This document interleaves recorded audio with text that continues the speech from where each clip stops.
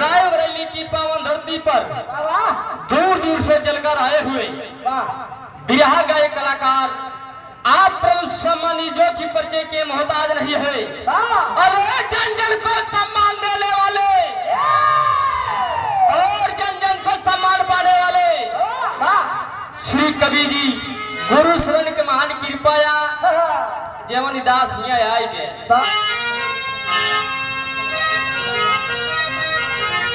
हाय मुरे राम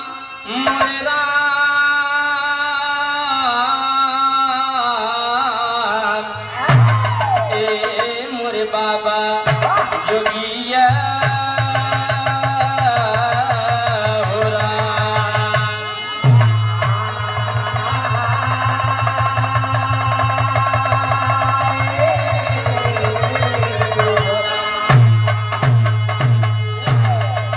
सुने वाले बड़का भैया आप सब महाले हैं, दातार सुखी रखे हैं, सब बड़का भैया सुखी रहा है। एक लाइन कहने बा बड़का भैया दुल्हनी दुल्हा परदेश गुरुजी पीछे बैठा दुल्हनी दुल्हा परदेश आजकल तो बड़कई मोबाइल चलिए बा दुल्हन फोन लगा दी अपने सैया लगे गुरुजी कहा दुल्हा तोहरे कमाही मांग लिया गया जर बारी गया ऊपर पर आए अरे बतावा हमारा जेठान बड़कई मोबाइल ले के अपने बड़का भैया बतलाता है वह छोटकई मोबाइल नोकिया वाला थमाई दे कहा भेज दे मोबाइल तत्काल राजा जी मनवा करे बतियती वीडियो कॉल राजा जी। अरे भैया केवल दूरी बा बाकी सब काम हो याद बा लेकिन बाबू झरे जमाने में जब मोबाइल नहीं रहन तब खात सुना जब चिट्ठी तार चलत रही कहा गुड़िया जब से तोहरे वही चलागा अरे के चलागा तोहरे वही आवाज काल देखा था जवन तुरंत गोहरंगा नाम लेते हैं बड़का भैया कहा गुड़िया का बताई जब समार सैया कहा लौट के उतर ही आया अरे कहा उनका लालच दे तब यही है कहा का भैया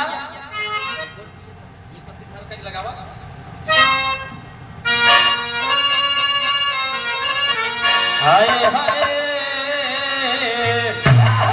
अरे मोर राजा परदेसिया ए भैया आया कहे मोर दुल्हा ना आवत कहे मोर राजा परदेसिया अरे मोर दुल्हा परदेसिया लावट के नैया ये नदिया परदेसिया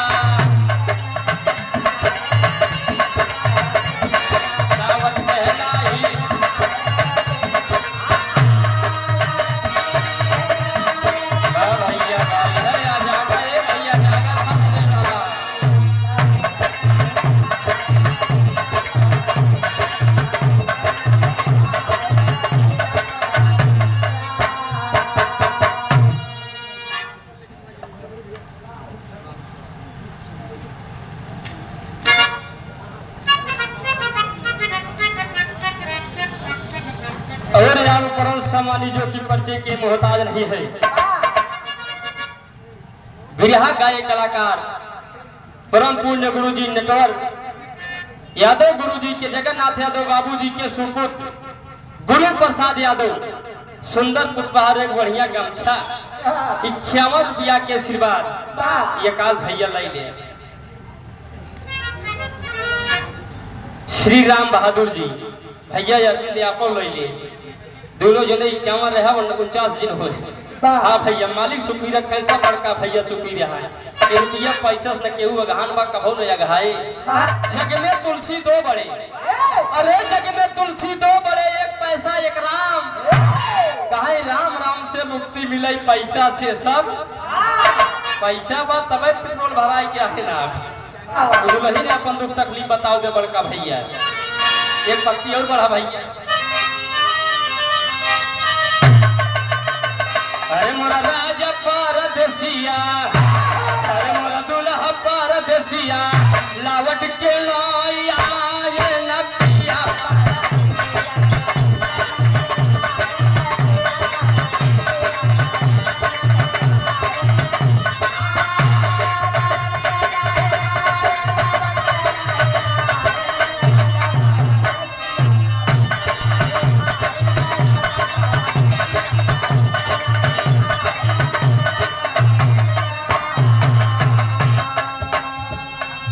हाथे ना बैठल बा करताल भैया, यह गवैया के मेन हथियार है।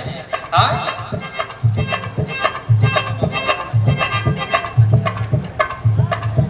मधुर बाबूजी कीर्तन कलाकार बाबूजी निर्मोही जी के तरफ से 51 रुपया। आकाश भैया ठंडा पी ले है। हाँ ताकि ठंडा जी हो एक बार ठंडा पिया। बाबूजी के बार बार प्रणाम बा। अरे 14 रतन में रतन बहुत याद है। हाँ भैया बाबू ताजा ताना कई के राजा के बोलाए,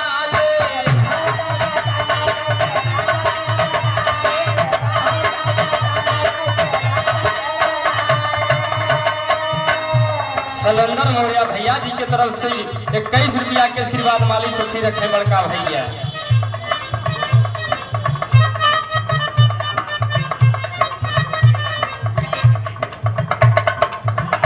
श्री दया राम यादव दीवाना परम पुण्य गुरु जी जगन्नाथ यादव जी के शिष्य गौरीगंज की पावन धरती से 100 रुपया के आशीर्वाद माली सुखी रखे।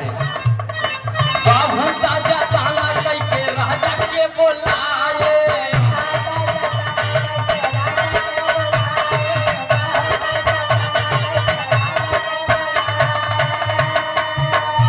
अरे बहुत जतन कई के ए बहिनी हे दीदी, अरे अपने दुल्हा के बोलाए, पियाली राम वही मोर डागारी आई भुलाए, पियाली राम वही मोर डागारी आई भुलाए।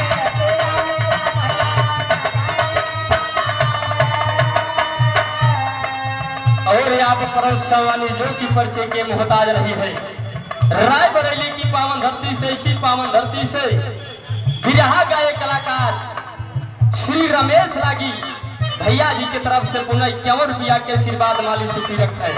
सब बड़का भैया सुखी रहा, दातार सुखी रखा। अरे वही दुल्हनी के दर्द ओकर मार, ऐ जब ओकर दुख तकलीफ दुल्हनी बाबूजी जाने लिए होते आए तो कमातन की घरे भाग के उठे। ए भैया वही दुल्हनी के दर्द ओकर मार, ये तो समझ ना पाए ने दुल्हा पर खुशियां।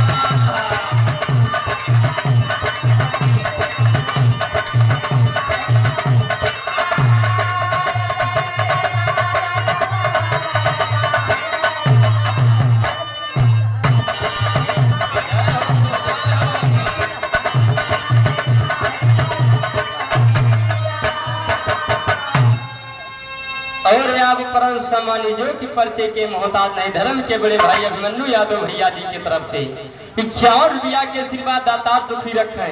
सब बड़का भैया सुखी रहा। आकाश भैया मिल गए तेले पिटोरे भरे बहुत सुंदर कहू कहा है।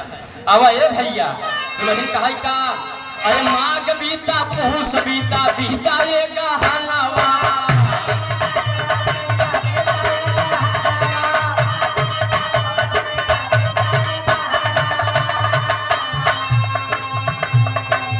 और प्रयागराज की पावन धरती से चलकर आए हुए हमारे धर्म के बड़े भाई सूरज यदुवंशी सिंह भैया के बार बार प्रणाम बा। बिरहा गायिका प्रियंका माधुरी जी, नीलम राज जी, काजल कोकिला भैया, बिरहा सम्राट त्रिभुवन नाथ यादव जी, श्री अठई राम यादव कवि जी, जगन्नाथ यादव बाबू जी, गुरु सन कवि जी, गुरु प्रसाद, आकाश भैया, अरविंद भैया, कई नाव गाँव ना जाना तही तस्वीर तक बोलवाई सकत है। सब भैयन के बार बार प्रणाम बा। रमेश रागी भैया, रमेश ढोलक मास्टर साहब, सबके बार बार प्रणाम बा। बलवंत यादव प्रतापगढ़ की पावन धरती भैया के बार बार प्रणाम बा। राजू भैया तो है नाम ना बोला। नाग बीता पहुँच बीता बीता ये गहनवा,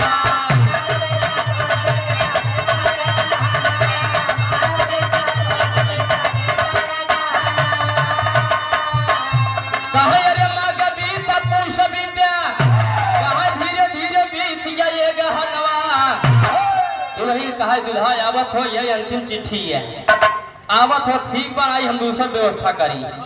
दुल्हा बेचारा छुट्टी न ली जवन पाइस कपड़ा लत्ता जल्दी भरी कहा घरे चली नहीं बबुआ सोच के आए।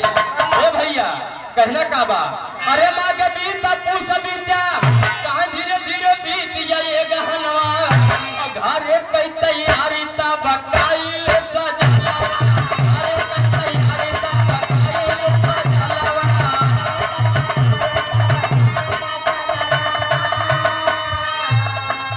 बिरहा गायिका बड़ी बहन प्रीति पंखुड़ी जी के तरफ से 101 रुपया के आशीर्वाद गोरछी के पलगी बा। सब भैयन के बार बार प्रणाम बा।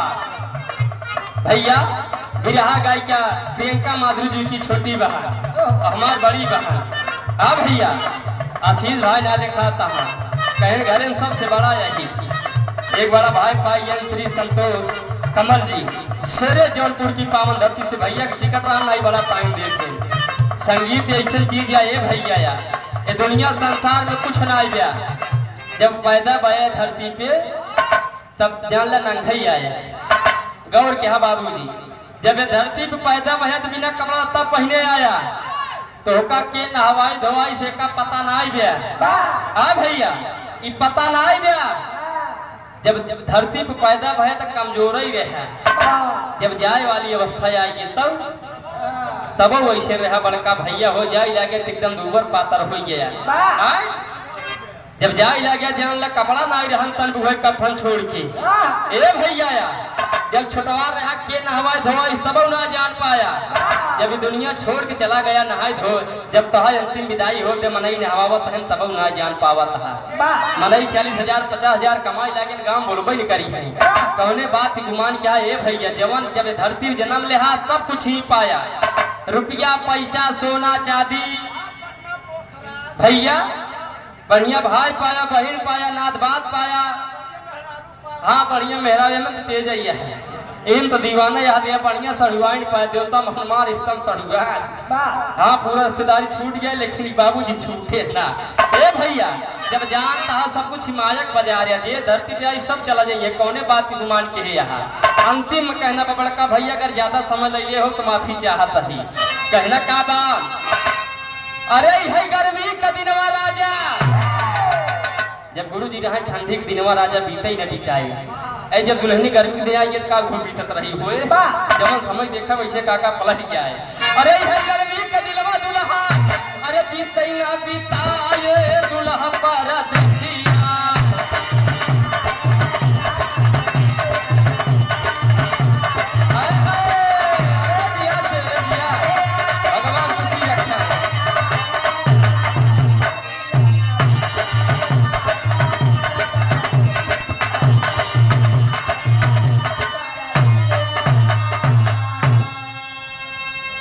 ग्राम सभा विष्णु की पावन धरती से चलकर आए हुए परम सम्मानित श्री विनोद कुमार भैया जी के तरफ से 51 रुपया के आशीर्वाद माली सुखी रखा है।